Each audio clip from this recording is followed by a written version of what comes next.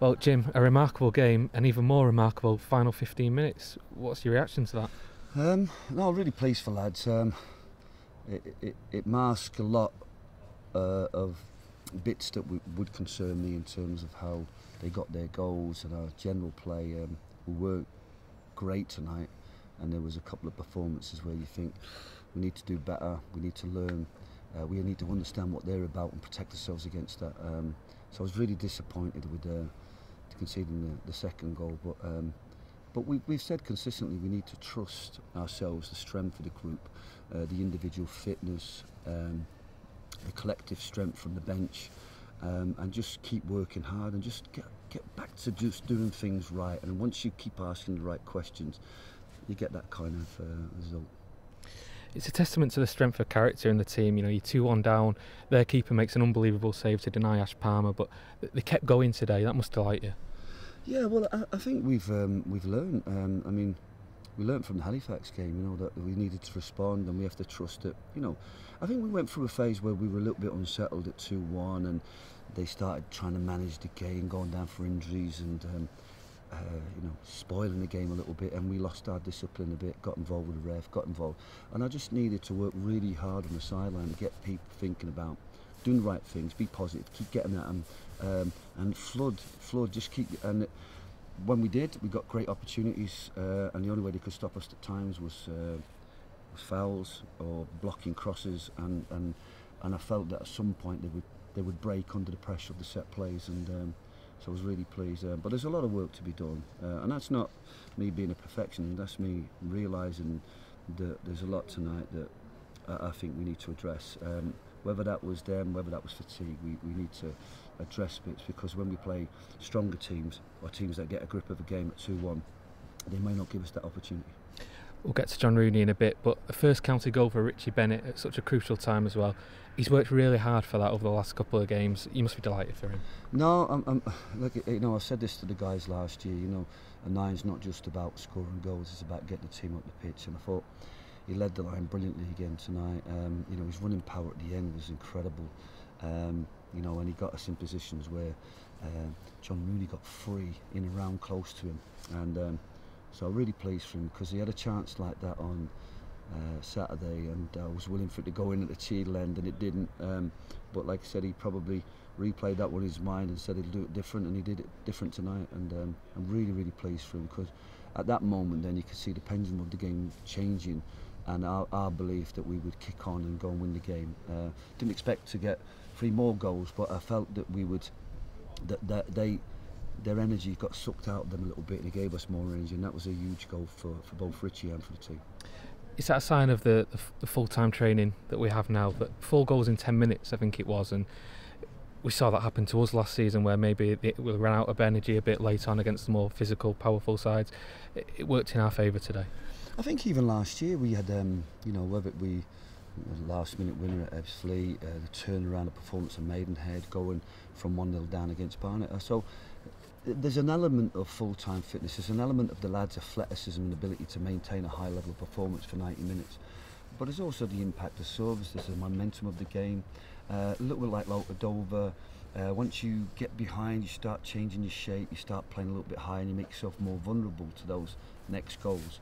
So I'm really pleased that we stay positive. I don't want, like I said, they were up and they want to kill the game and they want to manage it, and maybe that's what people do, but I just want us to be relentless.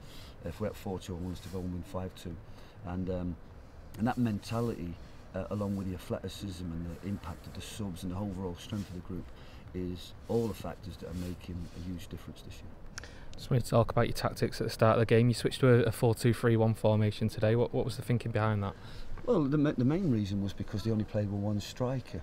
Now they play with good width. They try to, if you like, get the full-backs high up the pitch. You see, we had to change that formation. I think perhaps their manager may have anticipated we did something different, but because he only watched the first 60 minutes of the Dover game before his game kicked off.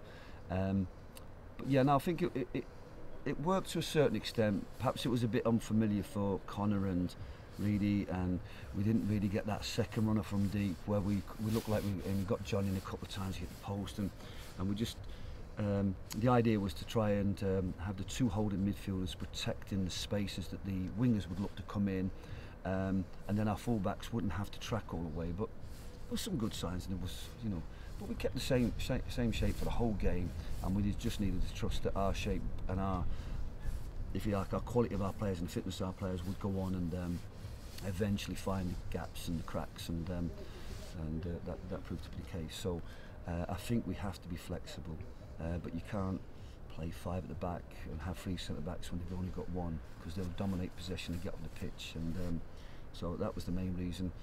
We want a +1 so that you secure defensively, +1 so you can play out from the back. It's simple game football in that regard. We spoke about John Rooney yesterday and how you want him to become more involved in the attacking side of the pitch for County. Hat-trick today, 5 goals in 2 games. He's really settled into that new role now. Yeah, no, I think John, when he was at Barrow, was probably a little bit more on all-round midfield. He was involved in the build-up, and he was, if you like, taking turns to break with other midfielders. I think perhaps it's a little bit unfamiliar. I know he's played 10 before, and sometimes 10 can be very claustrophobic, but the longer the game goes on, the more that he's finding the space and the opportunities. And there's nobody better at the club at the moment, even around the edge of the penalty box, in terms of composure. These goals were, there was a touch of quality about them, composure in the touch, the composure in the finish, and he's been deadly in them situations, so I'm really pleased for him.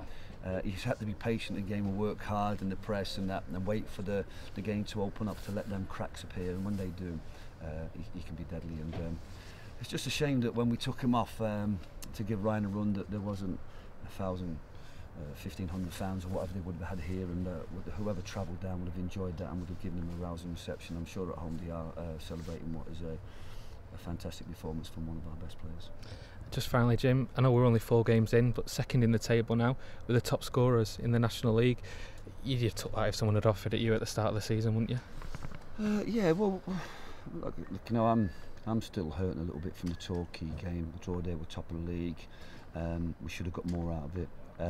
You'd like to spread them goals around a little bit and have, but like I said, all we can do is there's some great lessons to learn from Torquay for the group in terms of the culture, the response, how we see games out, and for both me and the players. And I think that we're looking like we're getting better and better. And I know it's hard. I'm not a perfectionist, but I think there's more to come.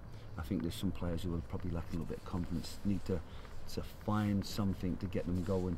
There's other players that we're going to get back to full fitness, Ryan Crowsdale, Jordan Williams, and Macaulay, and actually we've got a really strong group. I'm really pleased with the work that Mark's doing, Mark Stott and Simon Wilson, in terms of what we've got. Now what we need to do is, I do our side, is just make sure we get every player better.